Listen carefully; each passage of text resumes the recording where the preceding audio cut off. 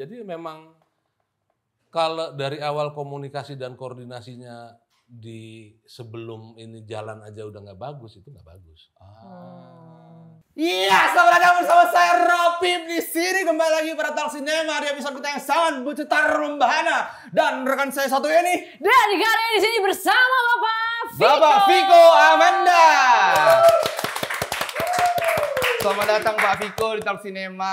Selamat datang Bapak. Akhirnya ini tuh rasanya tuh kayak sedang didatangi oleh raja film di Betul. Jogja ini gitu. Suhu. Betul. Ya. Soalnya aku Pak pertama kali nyampe Jogja ini Pak, yang terdengar pertama kali itu perkara perfilman ini tuh pasti X-Code pertama kali. Benar-benar. Aku kalau di lapangan pasti ketemunya X-Code gitu, langsung. Langsung ya? Di sini sekali ada X-Code. Benar.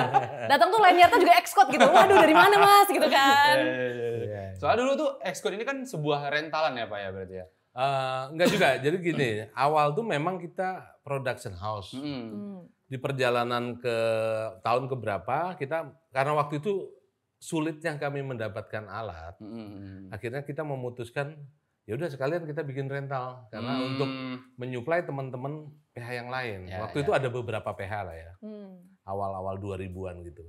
Jadi sebetulnya kita awalnya memang PH, berkembang menjadi rental. Tapi pada era beberapa tahun terakhir kita fokus di project.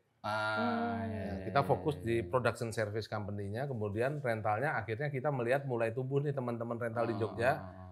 Ya udah kita hidupin aja ekosistem ini dengan ya udah berbagi kue. Silakan kalian fokus di rental, kita fokusnya di project. Jadi ya win-win solution buat mengembangkan ekosistem ya. Itu yang menurut kami juga keputusan yang tepat karena kan akhirnya banyak mulai rental karena kebutuhan kebutuhan produksi di Jogja kan ya kayak sekarang aja berapa layar lebar, berapa series yang syuting di Jogja di bulan yang sama. Ini Netflix baru selesai hari ini dengan Kimo Istanbul kan lagi syuting di Jogja. Mereka akan pindah ke Jakarta besok kayaknya. Ya artinya memang iklim itu yang kita harapin bahwa Jogja itu bergerak gitu kan. Jadi memang kesininya kita fokus di project. Jadi rental alat kita masih sharing dengan teman-teman. Berarti dari tahun berapa Pak? Kalau awalnya itu tahun resmi menjadi perusahaan itu 2003. 2003. Ya, tapi sebelum itu aku udah sering sudah berkomunitas lah.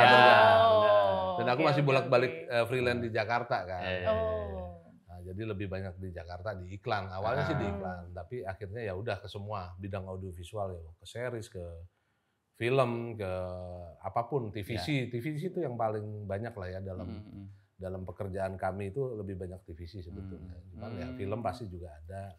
Dulu pas freelancing ini Pak, kameramen atau audio? Enggak, aku selalu diproduksi. Selalu diproduksi. Apapun jabatannya ya, mulai dari unit manager, line producer, eksekutif producer, associate producer, apapun yang berbau produksi aku bisa gitu. Pasti di situ ya. Pasti di situ. Tapi Bapak berarti pernah jadi menlok Pak? Pernah juga. Semua itu ya. Semua, casting director pun aku pernah. Oh iya. Pernah. Jadi aku pernah syuting untuk salah satu gubernur di Sumatera ya. Aku pegang 7 jabatan sekaligus. Wah. Langsung 7 ya. Karena Nyingkat tuh Bes. mini crew. Benar. Oke. Jadi yang 2 udah 1 directing, 1 kamera, 2 kamera, kita pakai 2 kamera. Sisanya tuh aku yang lockman, aku ya unit manager, aku ya line producer, aku ya art director, geser-geser properti juga. Aku masang clip on juga jadi sound. Bahkan aku touch up juga. Itu sehat kan Pak tapi kan? Maksudnya pulang masih sehat. Masih sehat. Alhamdulillah. Kebetulan yang touch up juga cuman bapak-bapak jadi cukup oke. bedak aja lah istilahnya. Bedak aja. Enggak yang beauty gitu. Enggak tiba-tiba masangin wig gitu kan. Enggak. Bentar. Keriting kalau itu. Jadi karena keterbatasan budget dan SDM akhirnya ya kita harus bisa multitasking. Kuncinya orang produksi itu kan bisa nutupin yang bolong. Benar-benar. Separah-parahnya aku kalau nggak ada driver aku ngedrive sendiri. Ya. Kalau emang lagi dibutuhkan ya ternyata emang produksi itu harus multitasking dan jadi bempernya orang banyak. Kita harus siap di situ. Soalnya mau nggak mau apapun yang terjadi ini harus jalan tetap. Betul. Gitu. The show must go on lah ya. Betul. Ya. Makanya regenerasi orang produksi di Jogja itu sulit. Karena jabatan itu nggak seksi. Oke. Ya kan? Apa tuh, Pak? Jadi gini, regenerasi di wilayah kreatif seperti directing, DOP itu cepat. Cepat. Ya, Dan banyak. Ya, Tapi di benar-benar. produksi itu lambat. Karena emang nggak seksi. Di behind the scene itu nggak iya, keren, iya, nggak iya. ngeker-ngeker. Oh, iya. Kalau di Instagram tuh nggak kelihatan ini. Nggak directing, nunjuk-nunjuk iya. gitu kan. nggak Kalau ada. kita cuma gini kan. Iya. Kita emang orang belakang layar banget Iya, lah. iya. Walaupun ya semuanya belakang layar. Benar, Artinya memang buat generasi kesininya itu emang kurang menarik. Oh. Karena multitasking. Ya. Dan harus bisa ngomong orang banyak. Ya. Itu punya seni tersendiri. Di situ Komunikasi. kita nggak bisa egois, Benar. ya Benar. kan. Kemudian kita memang harus menjadi problem solver. Ya. Jadi orang produksi kalau nggak bisa problem solver, kelar. Iya. Karena Itu salah satu capaiannya yang paling utama ya. iya, karena setiap produksi itu problemnya beda. Benar. Selalu ada hal-hal baru yang dipelajarin yang kita harus bisa mengatasi itu dalam waktu cepat dan taktis gitu loh. Karena kita kan punya keterbatasan durasi waktu syuting, entah izin lokasinya, entah cahaya udah mau selesai. Jadi emang harus kejar-kejaran dengan waktu dan tempat.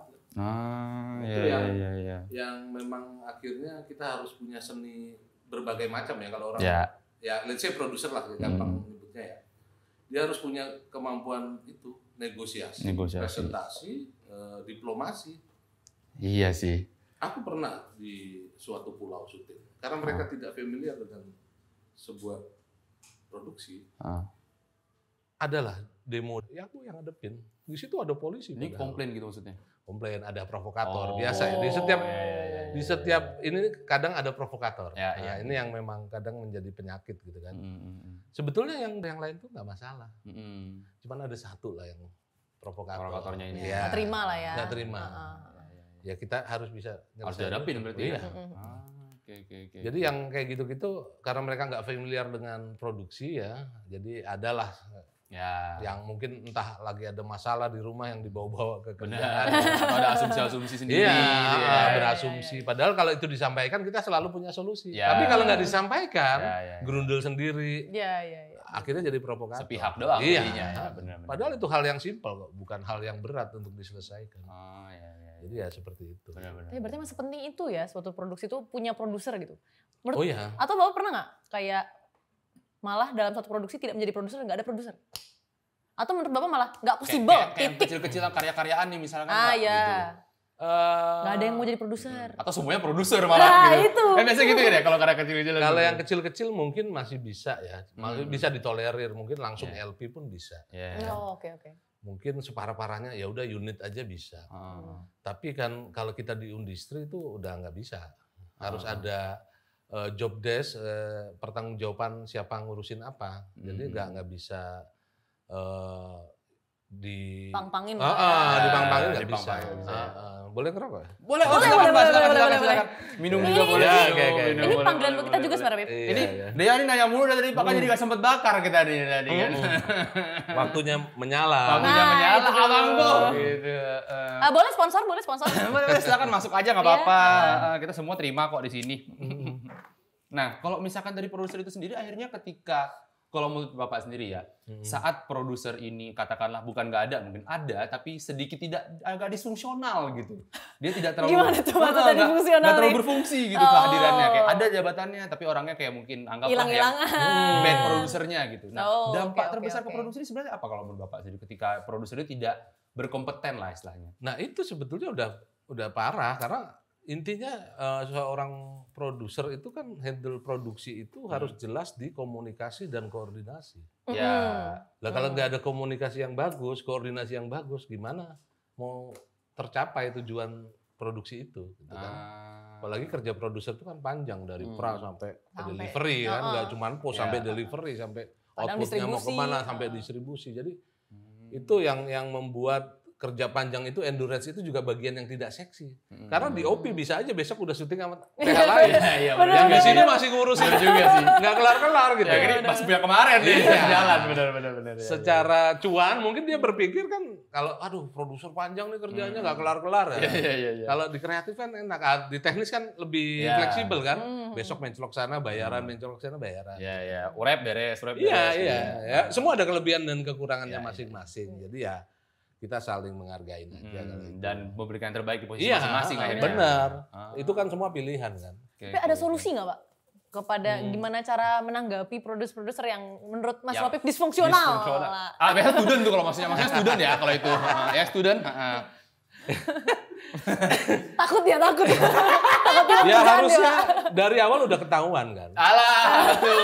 Jadinya bisa dibaca kok. Bisa karakter itu bisa dibaca.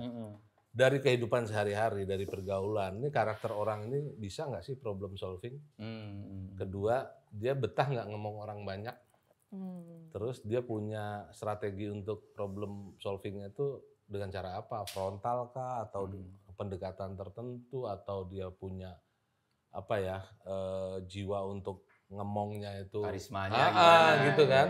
Jadi memang kalau dari awal komunikasi dan koordinasinya di sebelum ini jalan aja udah nggak bagus, itu nggak bagus. Itu kelihatan Pak berarti? Kelihatan. Dan leadership. Oh iya, leadership harus. Iya. Nah kalau orang yang nggak punya leadership dia akan jadi peragu. Nah ketika orang peragu dia nggak bisa mimpin sebuah produksi. Ya akhirnya ngambil keputusannya jadi peragu ya. Nggak boleh peragu kalau itu. Iya. Harus taktis. Kalau ngelihat misalkan dari aku dia kira-kira mana yang pantas jadi produser kira-kira Pak? Dua-duanya kayaknya cocok. Gak usah gitu lu. Sorry. Iya. Nah ini biar kita nggak selektif. Iya, betul. Biar damai aja ya. Biar damai. Kalau dibilang dua nanti lu nggak terima. Gitu, Bes. Iya, nggak apa-apa. Saya tahu kok ada situ memang tempatnya. Tapi Bapak ini berarti kan dari sempat ada masa-masa di mana ya callingan ya akhirnya ya itu dulu ini. Iya, pas masih freelance. Iya. Keputusan yang keluar untuk akhirnya kayak aku pengen bikin Xcode nih gitu. Nah, itu tuh apa yang menggerakkan Pak akhirnya? Nah, jadi dulu aku tuh punya teman-teman anak isi lama yang angkatan di atas kalian jauh ya. Lord lainnya nih ya. Itu kebetulan mereka itu ngontrak di belakang rumahku. Tetangga. Tetangga nempel tembok. Nah, waktu itu aku baru pulang dari Amerika setelah 8 tahun aku kerja di sana. Aku bingung mau ngapain nih. Walaupun hobi di film udah sebelum itu ya. Udah ada ya? Udah ada. Nah, akhirnya ketemu mereka. Nah, waktu itu di Jogja belum banyak PH. Nah, akhirnya karena aku juga seneng dan aku sempat ngambil short course di Puskat ya. Puskat itu salah satu pelatihan audiovisual tertua di Indonesia dari tahun 70-an. Nah, Puskat inilah yang melahirkan dulu karyawan TV swasta di Indonesia awal-awal RCTI, SCTV itu semua pelatihannya di sana. Jadi waktu itu aku sempat istilahnya menimba ilmu di sana lah. Nah, terus ketemu sama teman-teman isi, akhirnya aku bikin PH waktu itu namanya belum Xcode, namanya Digital One.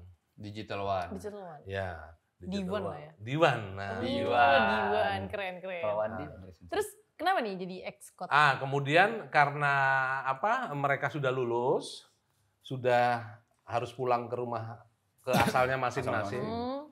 Aku waktu juga pindah dari kantorku di Mangkuyudan ke Jembatan Merah di Kejayaan. Nah di situ aku ketemu teman-teman yang memang sudah lebih ke industri, anak-anak iklan, anak-anak film. Akhirnya ya udah kita seriusin, di situ kita bikin Xcode film. Itu awalnya berapa orang tuh Pak buat? Dulu sempat kita tuh in-house aja 8 orang. 8 orang? Awal start tuh 8 orang? 8 orang, dan itu in-house loh. Karena waktu itu baru ya, belum tahu triknya gitu loh. Tapi cukup berani itu kenapa? Cukup berani, dan cukup pusing. Cukup pusing gitu ya? Karena kerjaan belum banyak waktu itu. Masih ngerintis kan, masih membranding, masih sosialisasi, masih banyak bantu-bantu yang teman-teman yang punya kerjaan gitu. Ya, tapi 8 perut perlu dikasih makan tuh kayak gitu. 8 orang tuh mulai. Iya, makanya itu bukan kesalahan sih, itu pelajaran. Pelajaran akhirnya ya. Tapi nggak apa-apa, aku menikmati fase itu karena kalau kita nggak melewatin itu milestone-nya mungkin nggak nyampe sini. Iya, benar. Jadi Jadi emang harus ada fase yang dilewati. Itu bagian dari proses.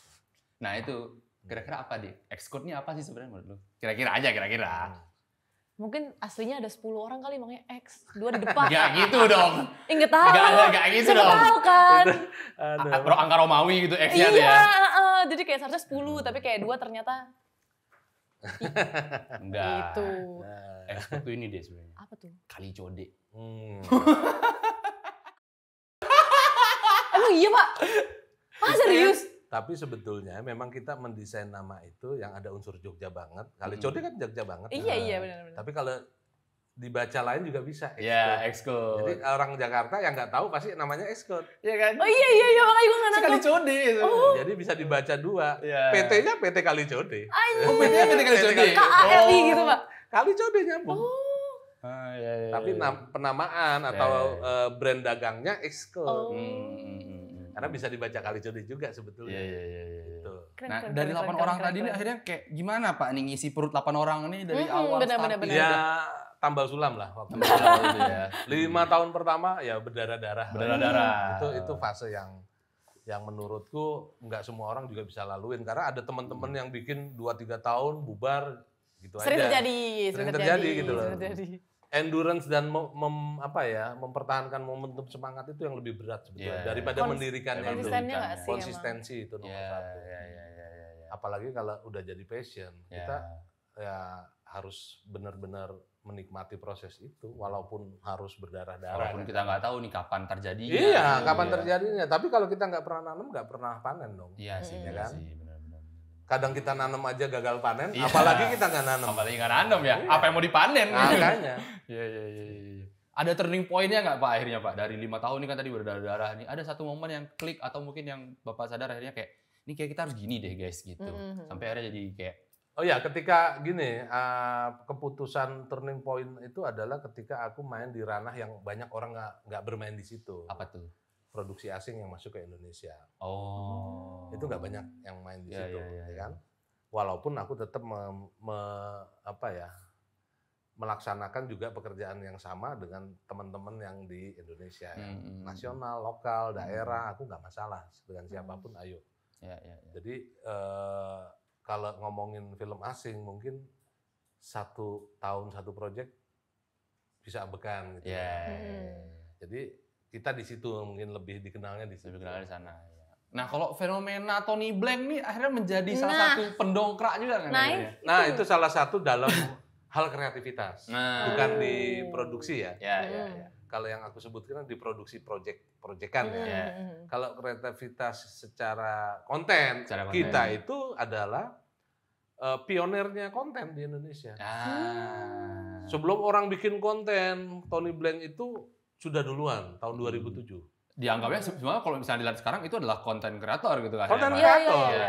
Cuman memang kita dari dulu tidak ada tujuan monetisasi. Oh. Emang tujuannya fun. Karya ya. Karya. Oke. Fun, menghibur. Jadi kita memang dari awal tidak ada tujuan itu. Jadi pure berkarya dan menghibur aja. Kita pernah dapat penghargaan di Idea Award, waktu itu Ahok yang ngasih.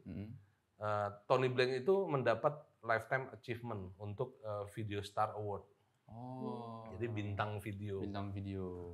Nah, yang kayak gitu-gitu. Tapi itu by design emang ada harapan ke sana nggak? Nggak ada. Nggak pernah. Di awal desainnya emang apa bener-bener nih untuk cuman bikin? fun doang atau? Fun aja, karena tahun itu kan tinggal di Fanti Sosial di sebelahnya Xcode.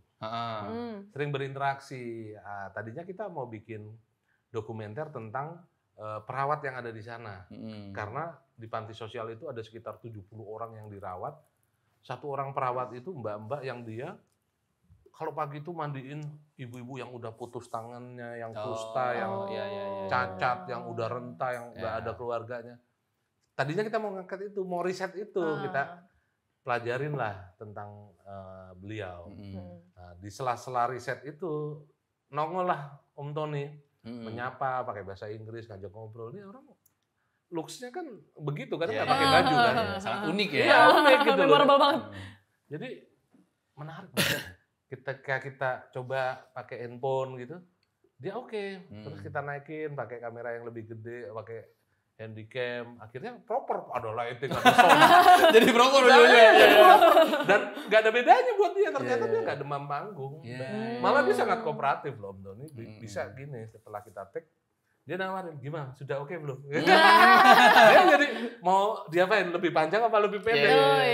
Dia orang yang apa ya, hidup di alamnya yang dia tuh bisa jadi siapa aja. Tematik hidupnya hari ini. udah ada berarti Hidupnya tematik, hari ini mau jadi apa, dia kayak sebetulnya kayak director. Talenta itu bro. Iya, jadi kadang dia jadi orang yang sufi, tiba-tiba pakai sorban. Besoknya jadi Profesor Langling Lo, besoknya perang sama alien. Ya, mau menu apapun ada. Mau jadi apapun. Nah itu yang kadang kita nggak bisa gitu. Dan dia passionate juga waktu itu ya? Passionate. Kan akhirnya dia tinggal di kita. Semenjak kita bikin Tony Blank itu, dia udah nggak di panti lagi, hidupnya di Escort, punya kamar sendiri selama belasan tahun.